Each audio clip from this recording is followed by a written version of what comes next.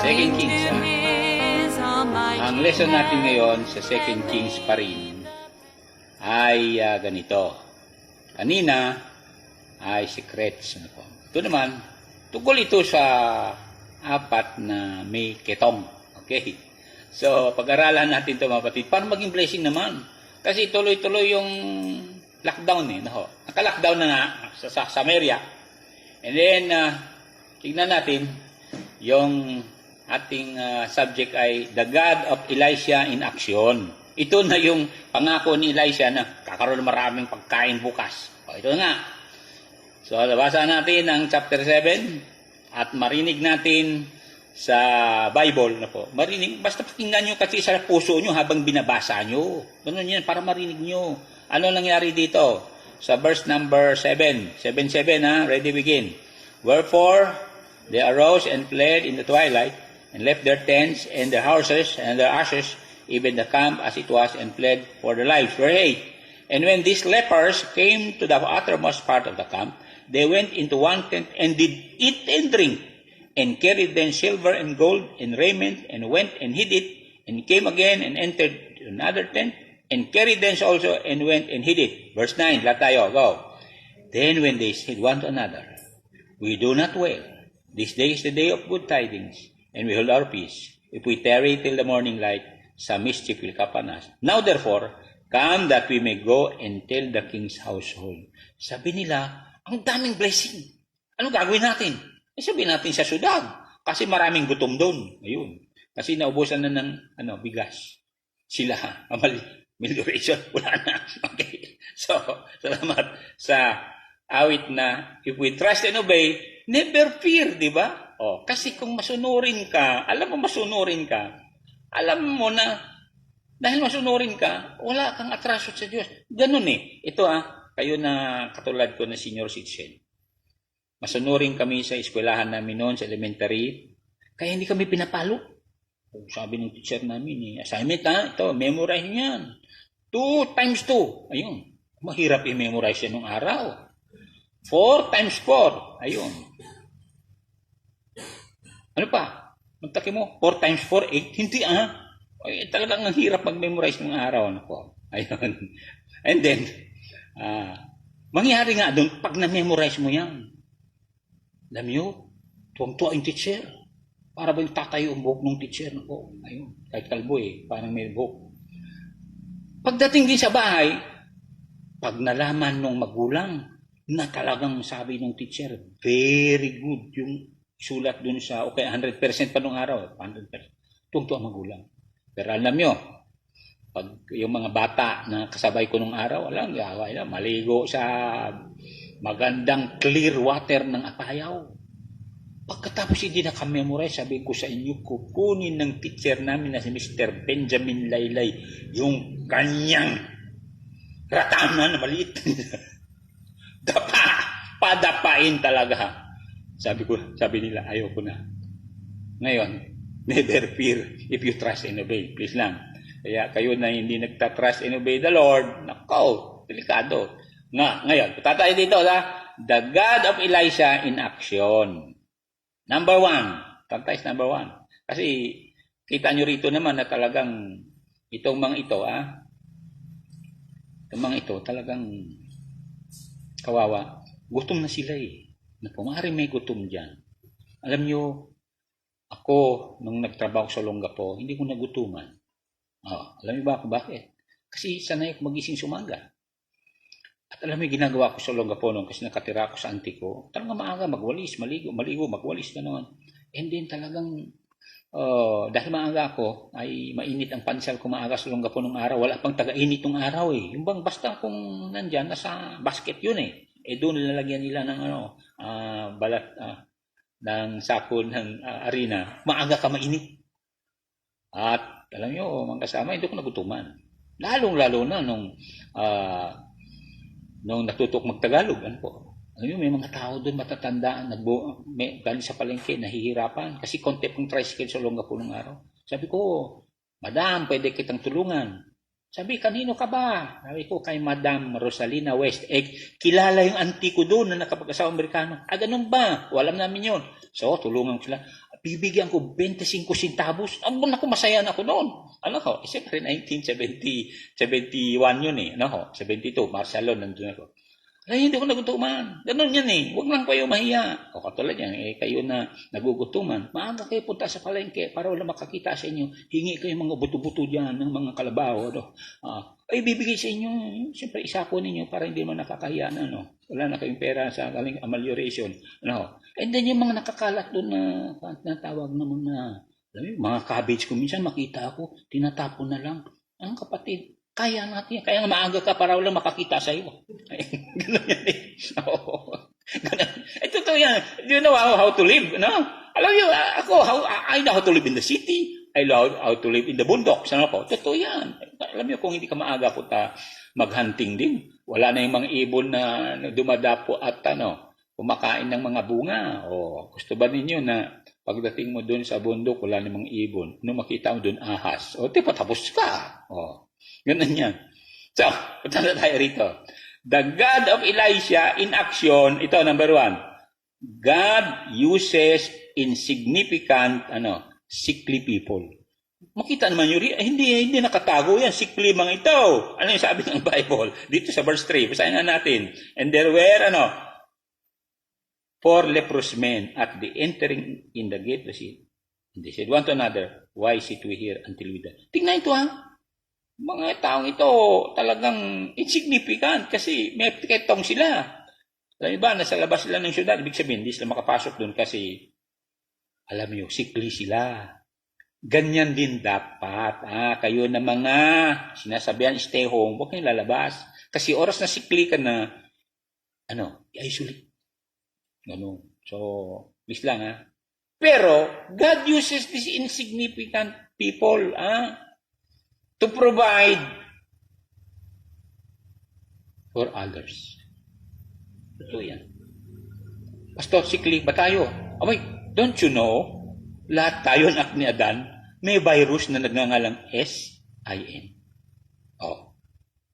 And one day we will die because of the word sin. Pero kung save ka, settled na ho yan.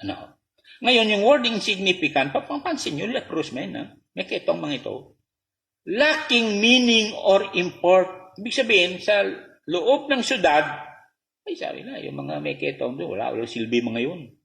Tingnan yan Maaaring may nagsabi sa inyo yan. Kayo mga kasamahan ko sabihin sa iyo, wala ka ng silbi. O kaya may mga amo dyan, sabihin sa inyo, wala ka ng silbi. Wala kang silbi. Kaya nga magpaka, sipag kayo mga helpers. Ganun ako nung helper sa Olongapo, kahit sa Angeles City. Naging helper ko doon, maaga ako magising. Ngayon, ready na ako magtrabaho. In fact, there was a time na naglagari kami, gumamit kami ng mga carpentry tools sa loob ng Clark Air Base nung araw sa mga Amerikano. Siyempre, ready ako. Talagang nagsapatos ako. Tapos, nag-long sleeve. Alam niyo, pagdating namin sa area, sabi ng Amerikano sa amin, okay, those of you who have shoes will work. Those of you who are talagang nakang-long sleeve, work. Kasi doon pala, siyempre, pag nahulugan ang paa mo ng martilyo, sagutin ng mga Amerikano. Kaya, sa lahat ng kasama ni Pastor Howard Quinlan, at saka si Air Force Sergeant Maneses, ako lang sumama. Because I'm ready. Ganon ho yan. Sa mga krisis, dapat ready tayo. You see, itong 4 leprous men, they were ready. They were ready sila. Kaya nag-usap sila Why sit we here until we die? Okay. So, God uses itong insignificant people, lacking meaning or import. Outside nga sila, outcast sila Kaya kayo dyan maaring sinabi sa inyo, wala kang kabuluhan sa buhay ko. Okay, magtampo kayo mga mister, Kasi tamad ka rin kasi ni mister Bakit hindi ka maaga magising at paliguan yung mga aso, paliguan yung mga baboy, paliguan misis mo. Ayan, okay na rin yan. Misis mo buntis. Mahirap yan, di ba? And then next ay not worth considering itong mga taong to. Talagang, hindi mo talagang asahan mga taong to. Hindi masahan. So, kayo na sinabihan hindi ka maasahan. Panahon na para maasahan kayo. Evaluate nyo kasi yung mga ginagawa nyo. Ano ba yung importante ginagawa ko? Manood, mag-text, mag-chat, ano pa, mag-video game. Kasi senior citizen mo, mag-video game ka. O, bira naman. Bakit hindi magbasa ng Bible? At saka katulad ng kami mga senior citizen, hindi kami makapag-jogging sa labas. Dito lang kami sa loob. At saka nagwawalis, ganun yan. Oo, yuko ka dito, yuko ka doon. In fact, may bicycle si Faith yan na para liliit ang baywang ko. Magbabicycle ako na hindi kumikilos. Yung steady ba? Ano ko? Katulad ni Sir Alex Taginod, meron din siyang equipment sa bahay. Anyway, nabati natin kayo diyan namang nanonood. Lahat kayo nanonood. Kaya, J-Mark Florentino, pakibasa mo yung sabi ng Bible dito. Okay? Okay, basahin mo na, Jay. Verse 11. Ano, sabi niya? 7:11. Ready, go. And he called the porters, and they told it to the king's house with yun, maganda yun. Ang ginawa nila dito, ay nagsalita sila. Papansin nyo dito sa television program natin, nagsasalita ako para ma-encourage naman kayo. Kasi, mukha lang na ito nakaka-encourage na eh. Bakit? Sa ilang taon na nag-survive ako sa dami ng problema. Sabi ko sa inyo sabi ng 2 Corinthians chapter 1 verse 4, kayo na may mga pagsubok sa buhay, basahin nyo ito. Kasi we are not suffering or undergoing crisis for ourselves alone, but for others. Basahin natin para ma-bless naman kayo na sabi, bakit kami lang naghihirap? Ayun. Hindi tayo naghihirap mga kasama. Sabi ko nga kanina, na yung word na possible, kung lagyan mo ng I am sa dulo, maging impossible talaga. Ikaw, mismo nagalang sarili. Tulad yan May mga tao sabihin, hindi ko kaya. Inunahan mo na hindi kaya. Kaya mo yan. Sabi ko nga sa mga tinuruan ko magmaneho, kaya mo yan. Sabi, hindi ko kaya. Kaya mo yan. Maya-maya. Ganito. Clutch. Number 1 na muna. Ayan. Number 1. Yan. Number 1. Pag natulo number 1, ayun. Atras. Ganito yan. Yan. Kaya, natuto sila. 2 Corinthians 1:4 begin. Who comforted us in all our tribulation or trials, that we may be able to comfort them which are in any trouble by the comfort wherewith we ourselves are comforted of God. Ibig sabihin, dumaan ako sa maraming pagsubok, naintindihan ko na. Sabi ko sa mga nasasalubong ko, kaya nyo, galing ako dun katulad yan. May nagtanong sa amin, sa isang detour, paano itong detour na ito? Sabi sa amin. Ay sabi ko, kaya niyan, sundan nyo lang ang daan. Kako, sundan nyo lang. At, pagdating dun sa medyo malalim yung, kasi sa daan, kung may putik, malalim yung gulong. Yung gitna, mataas, sasayad ka dun. So sabi ko, ang gagawin nyo, igilid nyo yung gulong dito, pagkatapos ilagay yung gulong sa gitna para hindi sasayad. At least, masabi ko na. Nakuha nyo? Ganon din yun. Kaya maraming sumayad na tao kasi ayaw makinig. Yung sumayad, nasira tuloy ang kanilang bumper. Gira naman. Kaya, hanggang pair lang kayo. Okay? Kaya, we walk with the Lord. We need to obey the Lord. May sabi ng Diyos, kaya mo yan. Di ba? Kaya nung araw nga sabi sa akin ni Pastor Howard Pinlan, you preach. Sabi ko, sir, I am ashamed. Sabi sa akin, you are not ashamed, you are shy pala. Okay? And then later on, sige, you try. All you have to do is to say what you know. So sabi ko, sige, I will say what I know. Ayan. Kasi sa textual outline, gamitin natin yung interrogative words, yung why. Katulad yan. Why is it that Elisha was able to overcome all the trials? Ayun. And then next na textual saka interrogative. How? Ayun. Kaya nga dito ngayon, the God of Elisha in action, remember, the God of Elisha uses insignificant people. Kaya nga may 1 Corinthians 1:60 or 1:26, di ba? God uses yung base. Yung mga bababang tao, low profile. God uses yung despise. Alam niyo mga kasama ayun na nakakilala sa akin kapayaw. Nung araw, meron kami kamag-anak na maluwang ang noo. Ang pangalan ko nung araw, mga kasama, ay hindi Billy. Hindi rin Velasco. Alam pinangalan sa akin? Metag. Ayun, Metag. Bakit Metag? maluwang ang noo. Alam mo, nung araw galit ako noon. Tawag. Pero later on, natanggap ko na maluwang talagang loob ko. Kaya in everything, give thanks. Nung araw, siyempre, hindi mo matanggap na i-compare ka sa mga maluwang na noo. Okay? Pero pasalamat ko maluwang noo ko. Okay? Sabi nila, matalino daw yung maluwang noo. Hindi naman. Ano po? Matalino tayo kung mag-aral tayo. We excel. Ganun yan eh. Okay. So, lacking weight or influence din itong mga taong ito. Ay, hindi mabigat yan. Wala yan. Hindi bigatin yan. Kaya nga, may nasalubong kong mga pastor. Big 4. Big 5. Hindi pwede makasama yung mga Big 5 na yan. Yung pala, naging Big 5 sila nung pumunta sila sa Amerika. Eh ngayon, lockdown. Paano yan? Sabi nga ng pastor na kilala ko nga sabi niya mahirap ngayon sa Amerika. Hindi na rin sila makapagpadala. Abay, sa Proverbs 27, don't ever expect other pastures to help you. Sabi ng Proverbs 27, magdepende ka sa sheep inside your fold. Ganun yan eh. Katulad niyang farmer ka. Bakit magdepende ka sa command ng iba o kaya uma ng iba? Ikaw mismo, talagang gamitin mo yung mga kuko mo.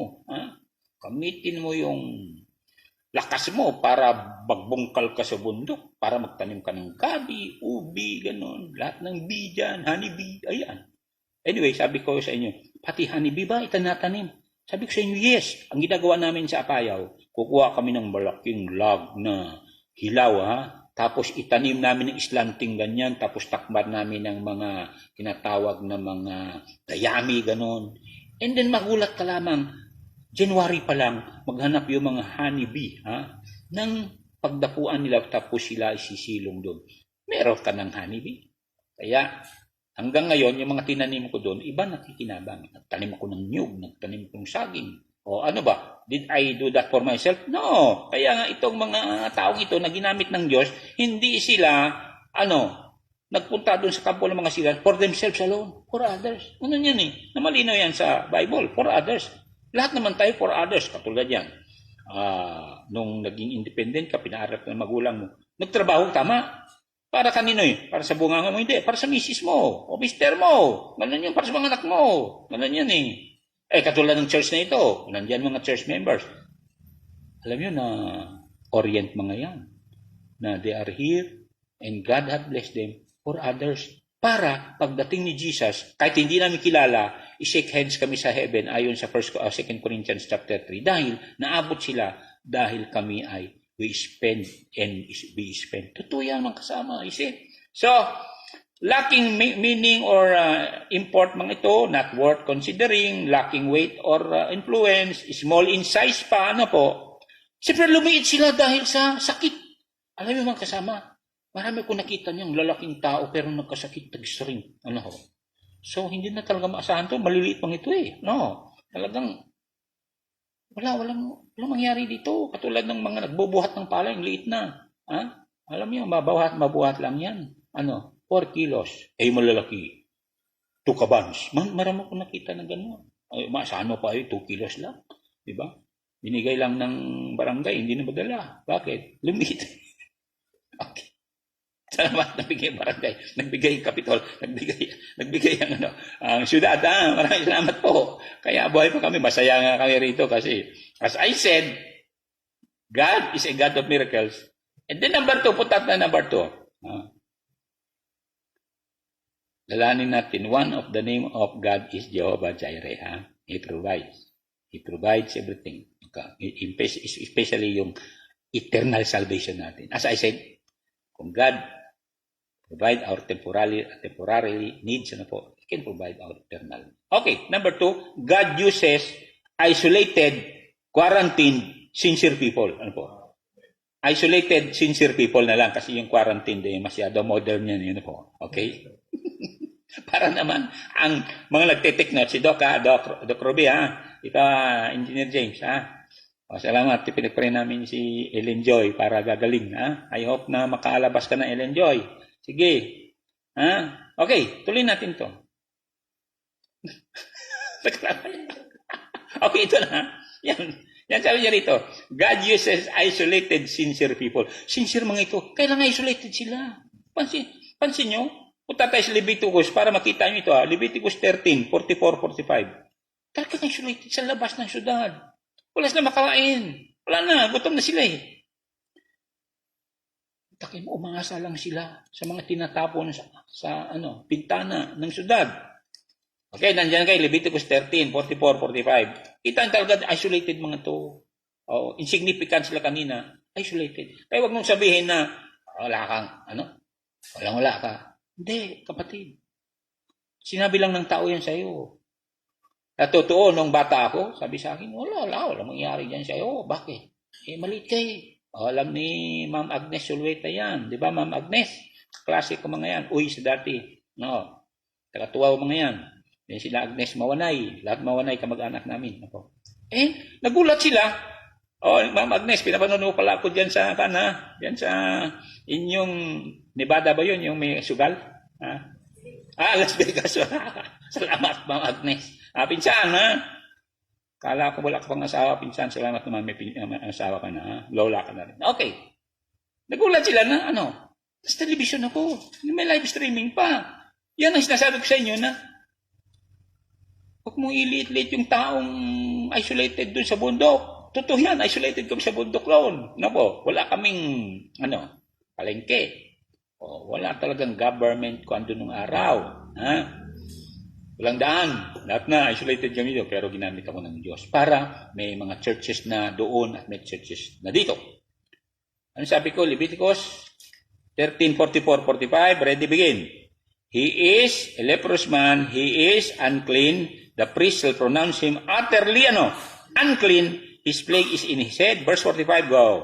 And the leper in whom the plague is, his clothes shall be rent, and his head bare, and he shall put a covering upon his upper lip, and shall cry, unclean, unclean. Magtakin mo.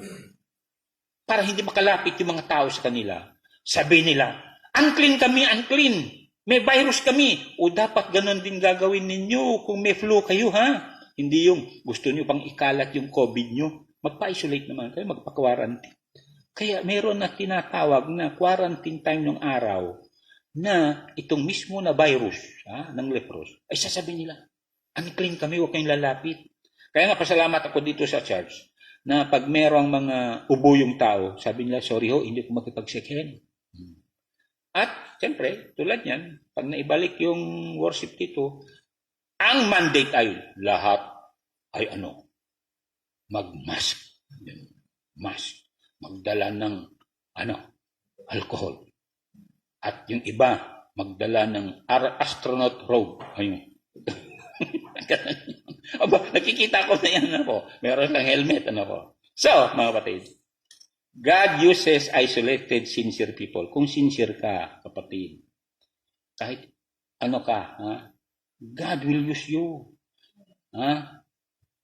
Sila mismo nagsabi na isolated sila sa verse 4, di ba? Verse 4, di ba? Ang kita niyan. If we say we will enter the city, the famine is in the city. And we shall die there. And we'll sit here, we all die also. Now therefore come and let us fall the host of the Syrians. They save us alive, we shall live. And if they kill us, we shall but die. So, kita nyo rito na talagang isolated sila. Hindi sila pwede makapunta sa mga Syrian. Pwede makapasok. Wala. Sabi. Kaya lang, ito maganda sa kanila. Okay. Important thing that they did. Yung mga insignificant, isolated, sincere people. Ano na maganda? Ngayon, sigurado dahil sa isolate kayo, na-quarantine kayo, na-lockdown kayo, meron akong mga naisip. Meron ako yung take down ganyan. In fact, marami akong take down. Nagdo-drawing pa ako, Dami. Alam niyo, kung bata pa ako, yung building namin na 4 stories dito na malaki na meron ng tinatawag na blueprint. Siguro, umpisahan ko na yun. Alam naman ng mga membro yan dito na talagang araw-gabi na trabaho ko nung ginagawa itong building na ito. At alam din ng mga pastor yan nung gumawa kami ng mga chapel dyan dito sa Cagayan. Diyan ako. Sabi nga ni Pastor John Quinlan, na magdahan-dahan ka kasi senior citizen ka na. Sir, sabi ko, kung hindi ako mapawisan, mamamatay ako. Kaya kayo dyan, hindi mapapawisan, malapit na kayo. Ma-COVID. Okay. Please lang biro ko lang na. Please, pinagpe-pray ko naman na kayo ay maging trust and obey para hindi kayo dapuan. Nakalagay yan, Psalms 145 verse 20. Psalms 145 verse 20. Lahat ng mga sinasabi ko rito, i-take note nyo, i-memorize nyo. Okay? Okay. Important thing that these 4 leprous men did. Ano yon? Number 1, right decision. Kaya, kayo dyan, dapat may right decision kayo. Kaya ngayon ang prayer ko palagi, right decision. Ano po? Kasi tulad niya, may mga young pastors na, anong advice mo sa amin? Sabi ko, pag nag-asawa kayo, ay mag-asawa kayo ng tao na nagmamahal sa inyo. Ganun yan. Kasi kung mag-asawa kayo dahil kayo ay gwapo, nahirap din kasi kagwapuhan mo lang minahal. Pag tumanda ka na, wala na. Goodbye, Philippines. Sabihin na iyo. Okay. Important thing that they did. Right decision. Lalanin natin, no food in the city. No food in the city. Pero, there is food dun sa mga Syrians. Kasi ganito yon. Alam naman ninyo, sa gera nung araw, pag nagdala yung mga hari ng mga million soldiers, hindi magdala yan ng sibat, kalasag, at saka pana. Hindi lang yon dalhin nila. Magdala sila ng millions na sheep. Kasi pagkain nila, millions of pato. Ayan. Millions of makain talaga. Kaya nga talagang by droves yung kanilang dalhin kasi sa kanilang paglakbay, kinakailangan meron silang pagkain. Talagang toneladang mga wheat, mga barley, mga bigas. Talaga sinasakay nila sa kariton. Kaya nga million sila, sabi na nga ng Bible kung minsan like the sand in the seashore ang pagkadami nila. So alam ng mga 4 leprous men, mas may pagkain sa mga Syrians. Kaya may right decision sila. Ano yung sabi nila? Okay, basahin natin. We will let us go. Sa verse 4 lang. Last phrase yan. Basahin mo yan, Aldel. Now therefore, and let us fall into the host of the Syrians. If they save us alive, we shall live. If they kill us, we shall not die. Ayun. Don Rich, basahin mo yung verse 5. They rose up, in the twilight, to go into the camp of the Syrians. And when they were come to the uttermost part of the camp of Syria, behold, there was no man. Anong ginawa nila? Right decision. Ngayon, they rose up in the twilight. Ibig sabihin ng twilight, alas 3, madaling araw. Ibig sabihin, walang makakakita sa kanila. At walang makakakita na sila ay may leprosy. Ayun, ganun yan Kaya kayo dyan, as I said kanina, gusto talagang mabuhay kayo. Mga madaling araw, alas 3 pa lang. Abangan nyo yung mga truck galing sa Biskaya. Kasi meron silang tinatapon dyan, mga gulay. Di, saluhin nyo agad. Di ba? Ganun yan. Abangan nyo yung mga nagkakatay ng baboy. Kahit yung buntot lang, makuha nyo, okay na. Ipakulo niya. Salamat pala, Pastor Tom, sa buntot ng baboy. Maraming salamat. Okay, tuloy natin ito. Ang kasama. Alam niyo, marami nagmamahal sa amin na po. Bigay silang bigas, palay, hindi pala palay, bigas, gulay pala, mga fruits, gano'n, banana. Kaya masaya ako. Pansin ko ako. Kaya bigatin na rin ako. Sa weight lang naman. Okay. Yung mga pastor kasi, sabi na, bigatin kami. Kasi may connection kami sa Amerika. May connection kami sa Manila. Okay, tuloy natin to. So, right decision kasi they went to a place na meron. Alam nyo, right decision sa oras na ito, you go to God who has all the blessings. Ano bang sabi ng Bible? You ask in prayer, believing you shall receive. Na-testing na ng mga membro yan dito. Kaya nga mga membro dito talagang they are so firm in their belief and trust in God because God is a God who is willing to bless. Ganun yan eh. Kaya nga, yung ginagawa natin dito, bless me Lord, I'll be a blessing. Remember, 1 Samuel 3, verse 12, kung anong uminumpisan ng Diyos, tapusin niya. Kaya, magtiis. Tiis lang. Alam niyo mga kapatid, tayo mga Pilipino naman talagang matiisin tayo. Kasi ang Pilipino tayo pili na, pino pa. Ganun yan. Okay? John 8:12 said, the right decision that you will do right now is to trust and obey Jesus because He is the light of the world. And bilang light, sabi niya, you will never be frustrated. Totoo yan, hindi ka bibiguin ni Lord Jesus. Tao, bibiguin ka ng tao. Totoo yan, bibiguin ka ng tao. Kaya nga huwag tayong umasa sa ibibigay pa. Walang na amelioration. Naging emilyon na lang yan. Wala nang ratio na. Kita niyo yan. Huwag kang umasa.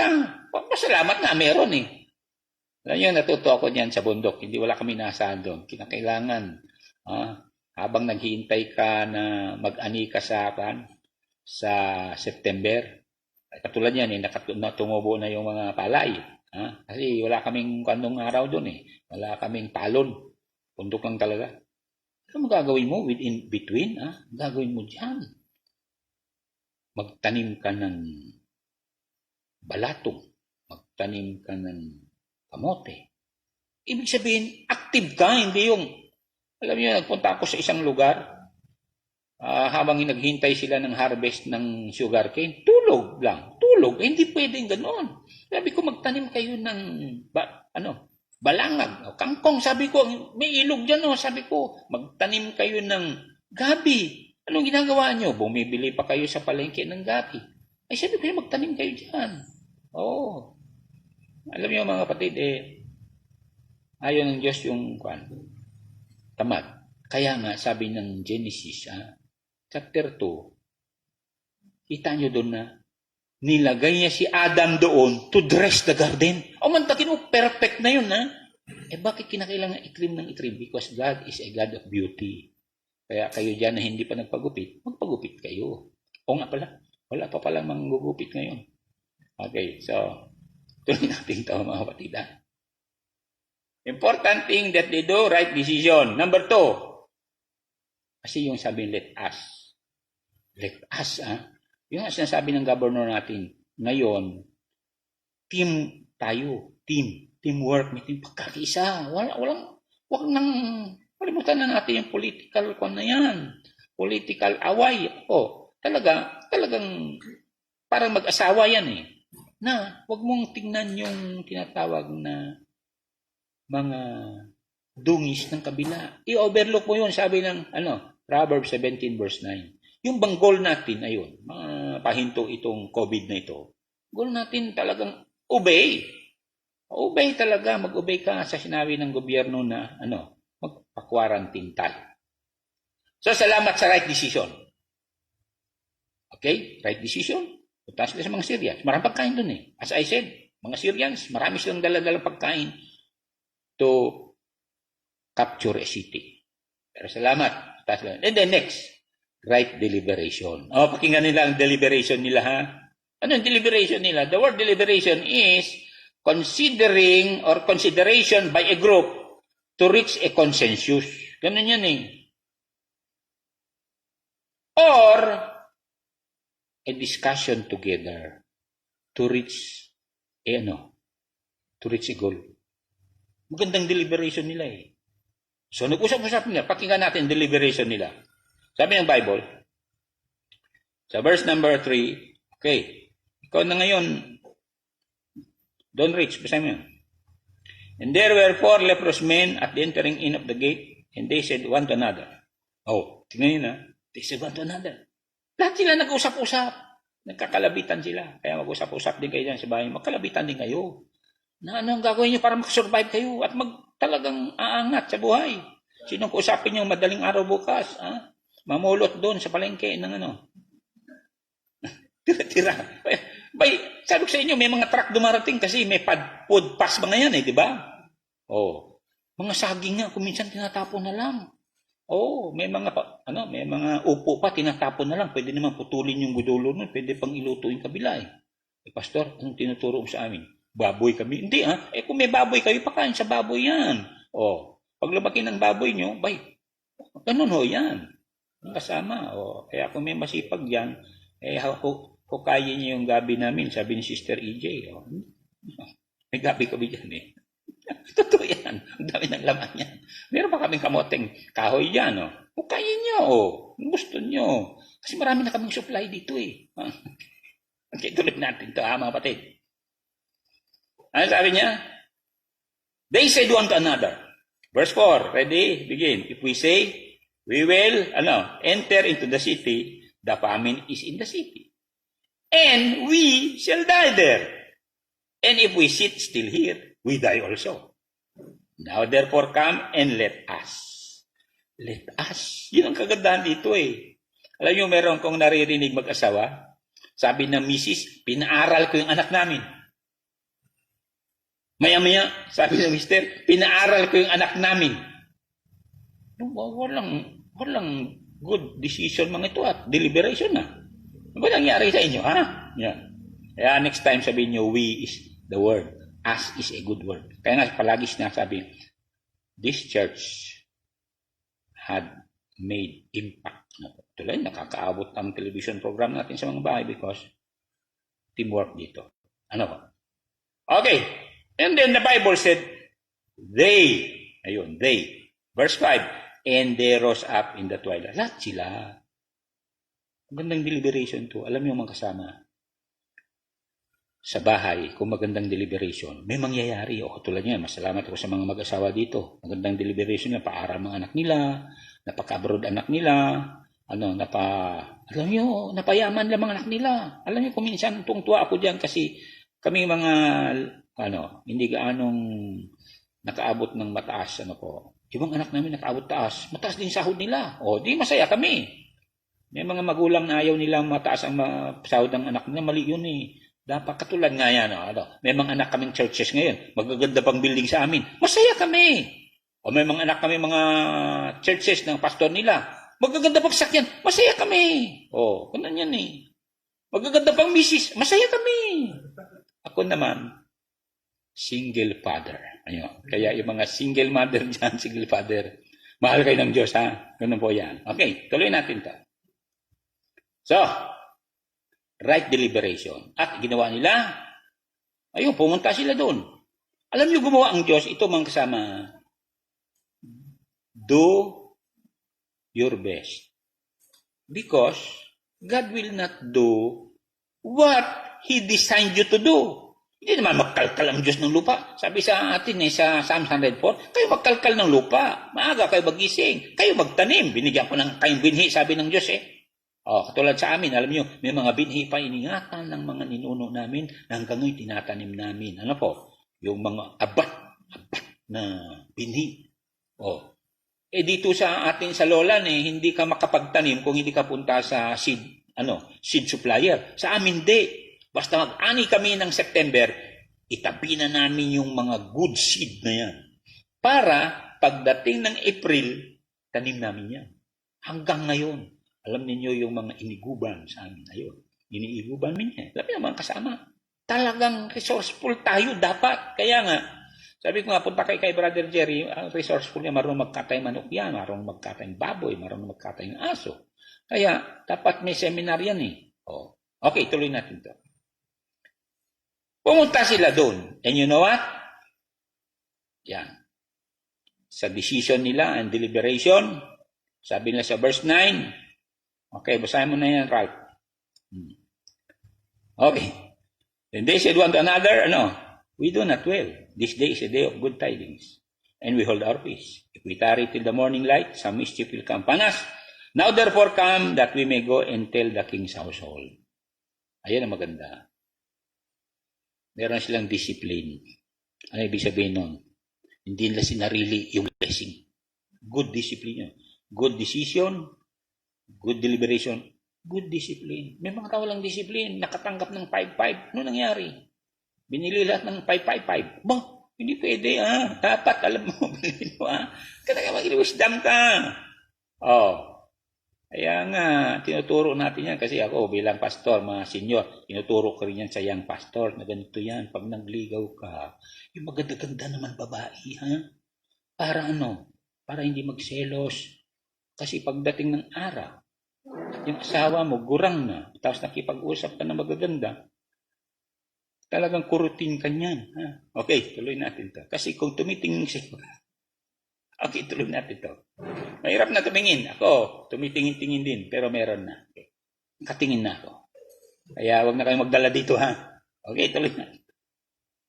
Pastor, ang aga naman. Kapatid, as I said, isang araw lang wala ang misis mo, dapat meron nakapalit. Bible yan. Tuloy natin. Right discipline.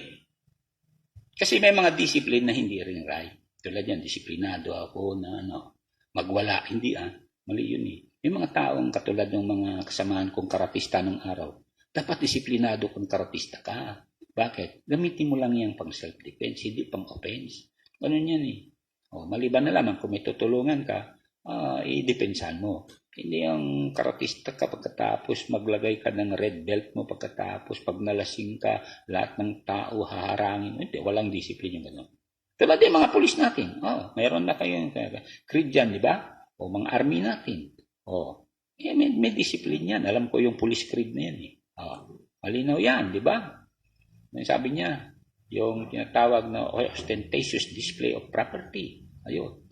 Respect for women. Kaya kayo mga tinuturuan namin. Dapat isa lang misis nyo.